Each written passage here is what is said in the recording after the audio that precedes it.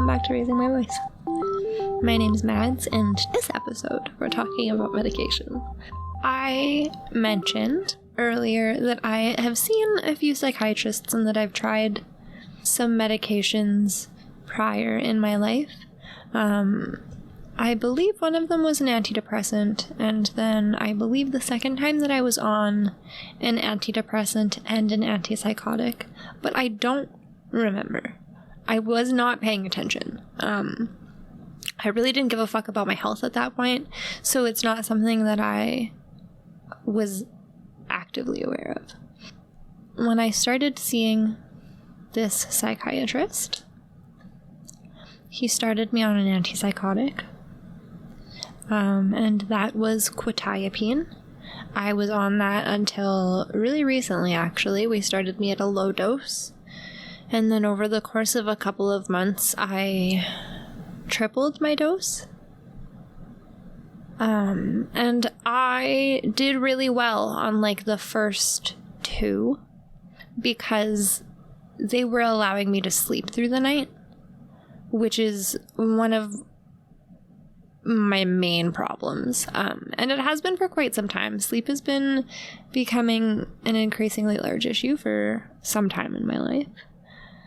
So just being able to sleep was hugely beneficial.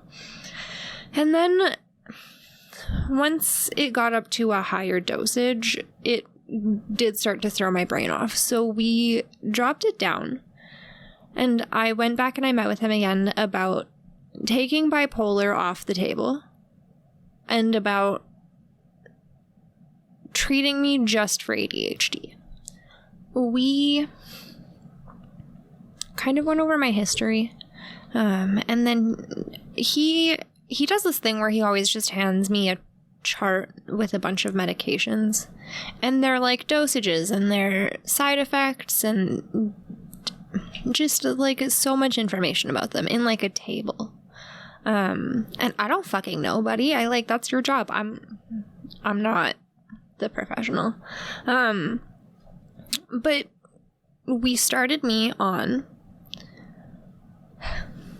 what I believe is the only non-stimulant medication. There might be others. I'm not sure. Again, I don't have much information on how medication works because it's not something that I was ever really open to. So we started me on a non-stimulant because stimulants do quite often cause appetite suppression, and I have an eating disorder, so appetite suppression was not something that we were trying to fuck around with, just like starting me off trying to get stable. So I started taking my non-stimulant medication and my quetiapine, and I took them for a little while, and I didn't like it. I feel like I got a little bit more depressed. I feel like it definitely didn't help, like, focus-wise or anything. And I feel like it made me quite a bit more anxious, and my thoughts were racing quite a bit more. Which gets me really worked up mentally, and then I get worked up physically. So we made the decision to pull me off of those. And then I had to go back in and see him, and we decided to start me on Vyvanse. I had actually just started having like Vyvanse TikToks pop up out of nowhere. And then Bree's partner takes Vyvanse. So I was able to ask them some questions, and I knew that I needed to try a stimulant. I started my ADHD medication in August or September of last year. And me and my last partner broke up in the middle of last August. And then I moved out of his house, which was a really, really stable environment and like incredible for my eating disorder, and I was making a lot of progress, into a house by myself that is a couple hours away from my family and most of my friends, to a situation where I was quite dependent on him. So trying to adjust to everything here was a lot, eating included. And I knew that that was going to suffer, but I did think that I was going to be able to keep my routines up enough to try a stimulant medication. That was not the case. My eating has really suffered, and it's been a really interesting journey trying to get back on track, I guess. And that's not for a lack of trying. Like, there has been a lot of effort on my part, and I do my best to feed myself, and it's going all right. But it was quite an adjustment. So I started stimulant medication right at the beginning of this adjustment. And it was super helpful. It was crazy helpful. I can't explain the function that taking Vyvanse has given me in my life. And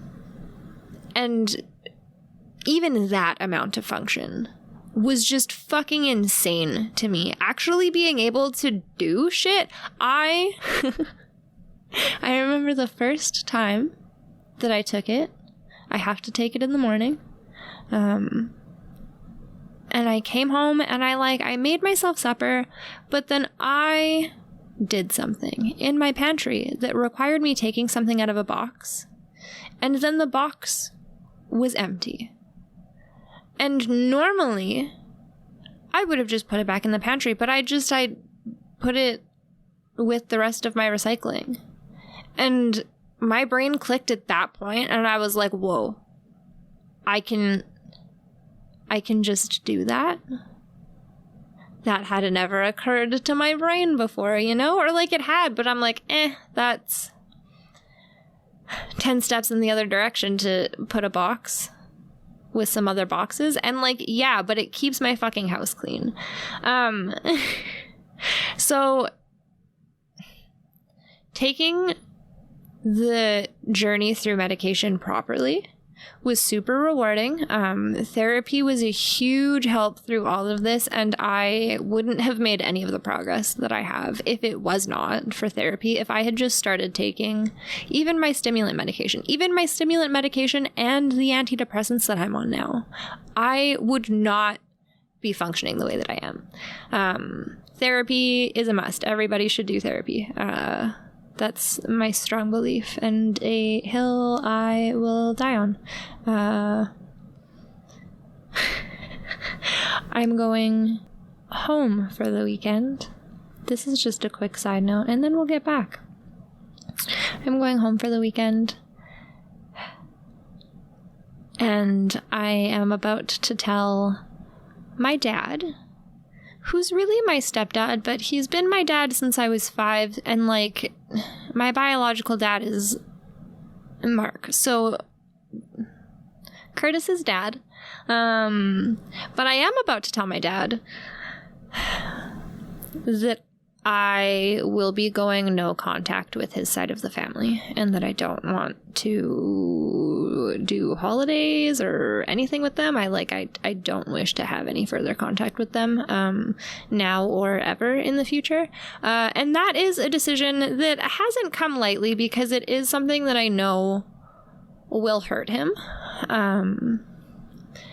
But that doesn't mean that I should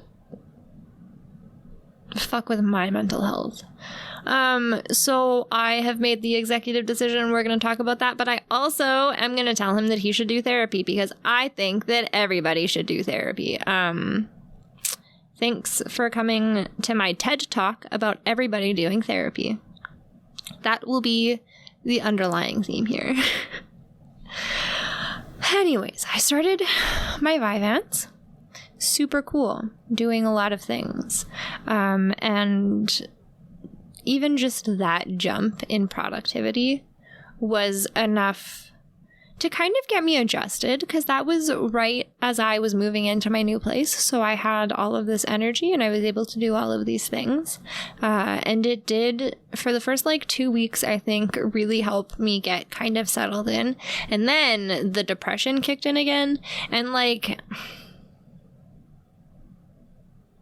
now that I have given myself some time and I'm able to look back, I can realize that the depression had started months before the breakup, and I feel like both of us were kind of not doing great mentally, and I feel like both of us had recognized that, because we were always like, are we?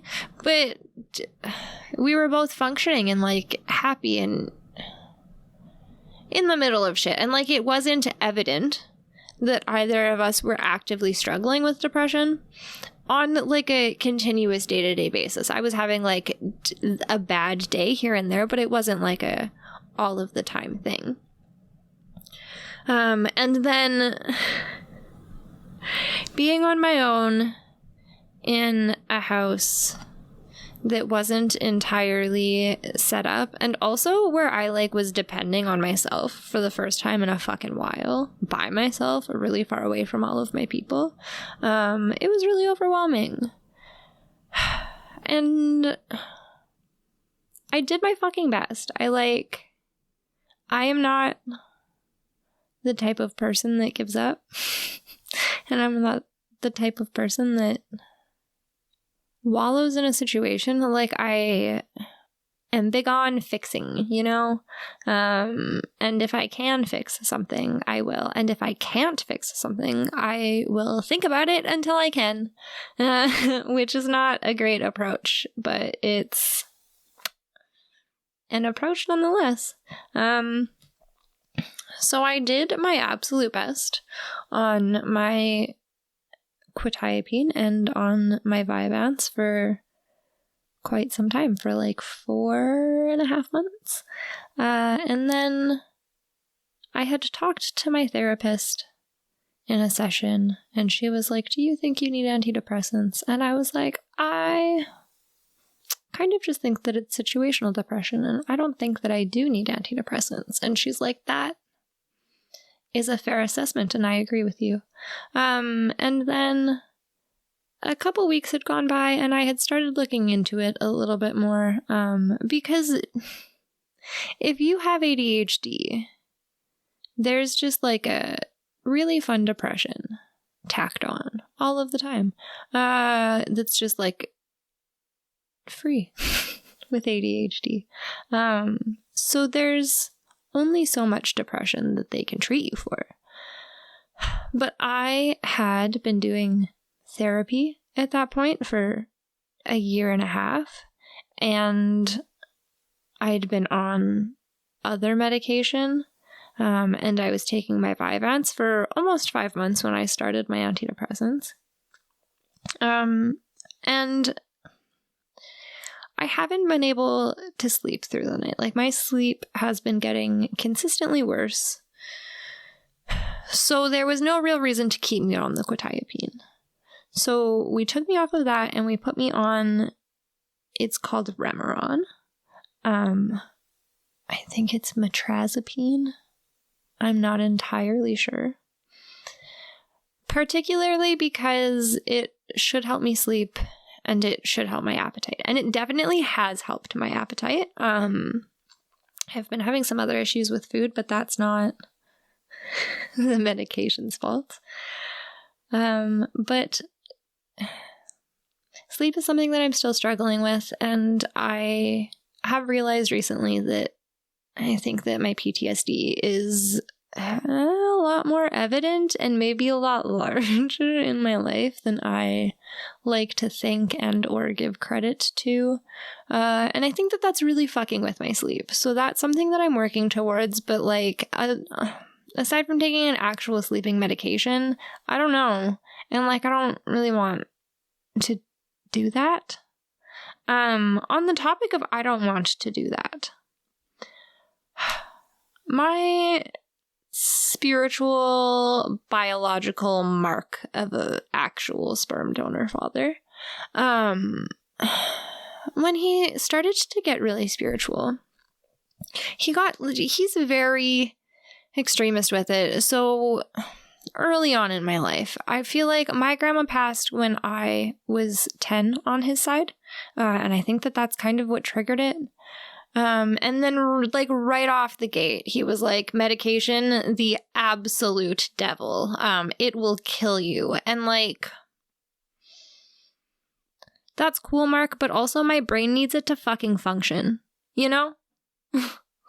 Like, it can be the devil all it wants. Maybe I'll be the devil too if it means that my fucking brain works and that it could have worked though as well as it works today. Decades ago?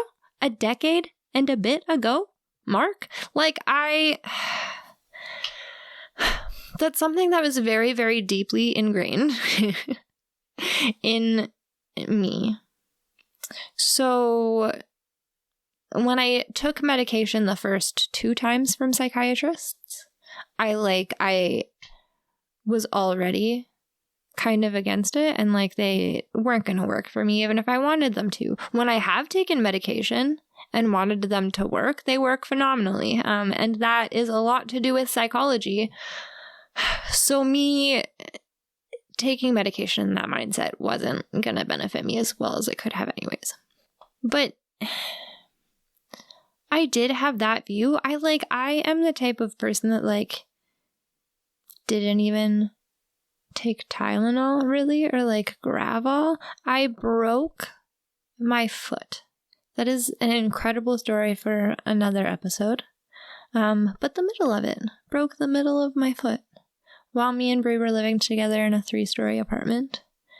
And they had to remind me and then half force feed me fucking Tylenol or Advil while my foot was broken. And that, there's a lot to unpeel with, Mark.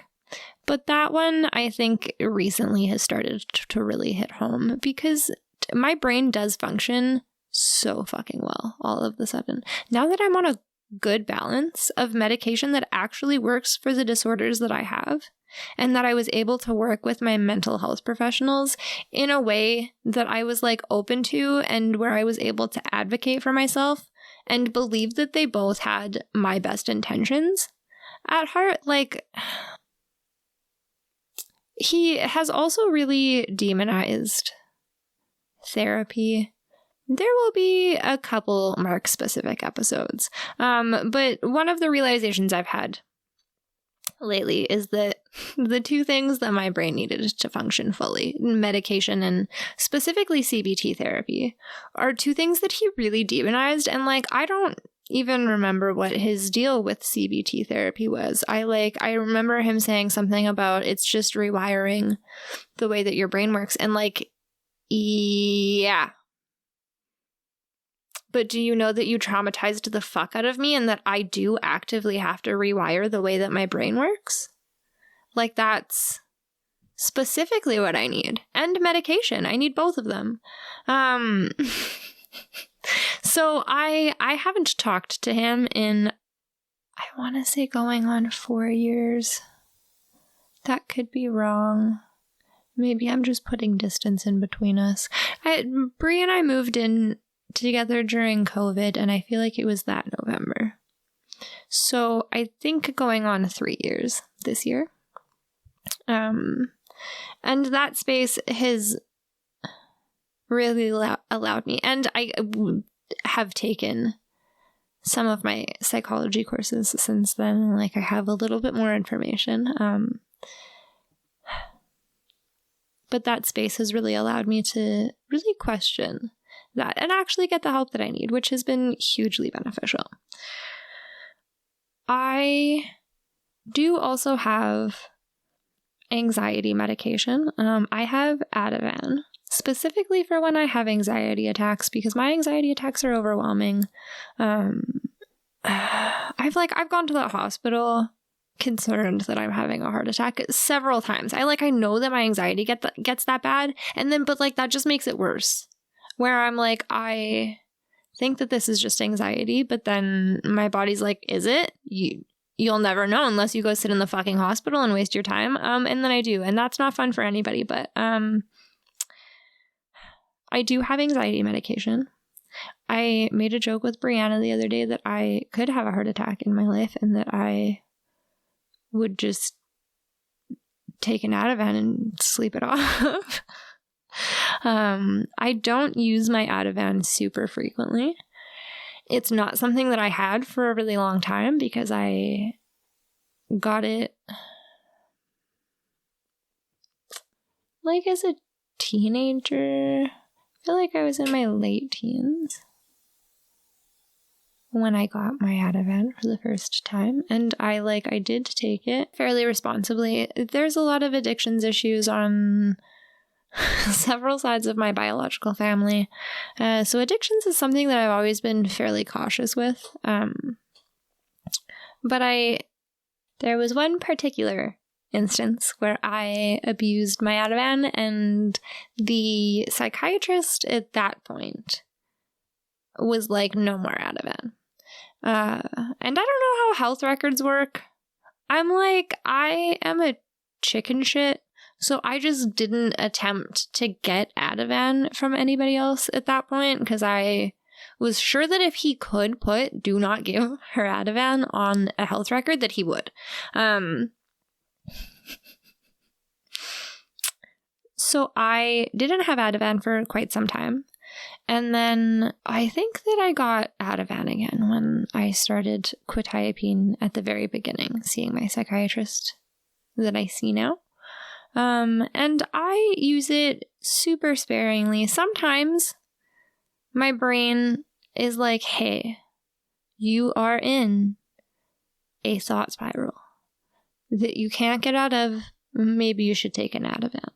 But most of the time I need to get to a point where it feels like I'm having a heart attack, because my chest is fucking tight. But having them is really helpful, and I feel like they do help a lot when I do take them. So I'm glad that I was able to get more for the instances when I need it. I have some thoughts on other substances like weed and shrooms for dealing with things. I've smoked weed for a lot of my life. And shrooms is something that I have done on more than one occasion. And I feel like both have been hugely beneficial for my mental health. And that's something that we'll get into in another episode. This episode, I feel like if you take anything away from it, just know that medication doesn't mean that you're broken, and it's not bad to take medication. And sometimes brains just need the medication created to make them function. And there's nothing wrong with that. If you need medication for your brain to function, this world was not created for you. And there is zero fucking shame in taking the medication that gives you the ability to get even close to the mental functions of the people that this world was created for. Because this world fucking sucks if it wasn't created for you.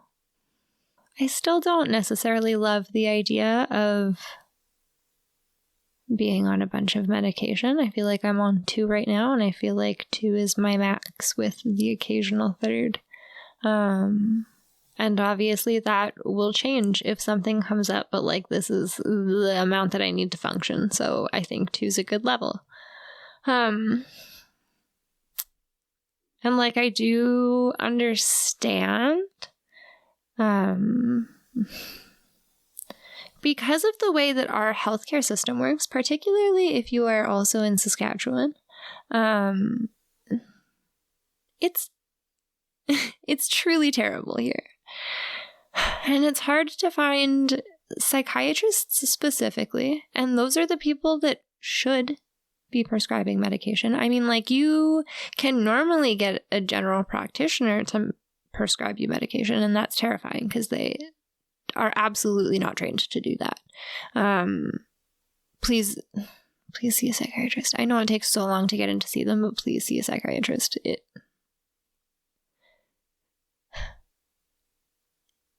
It's hard and it's frustrating, and it takes a lot of work to find the mental health care professionals that will advocate for you and listen to you and like really have your best intentions at heart, but they are out there and it is worth the work. And it makes the process so much fucking easier. So much fucking easier. And you deserve to have a working brain. I wanted to talk about the feelings that came up with a working brain, but I feel like that's another episode as well. We will get there. I want to cram a lot into these episodes, and then I remember that this is a fucking podcast, and it's my podcast, and that I can put out as many episodes talking about as many subjects as I want. So we will get to the rest of it on another day. But today, I hope that you are also feeling inspired to take care of your mental health in whatever way you need to. I love you so much. Thank you for listening. It means the whole fucking world to me. I will chat with you soon. Talk to you soon? Yeah. I don't fucking know. I'm gonna have to figure that out. I don't know. I'm just gonna fucking leave all of this in, and that's the end of it. Ta-da!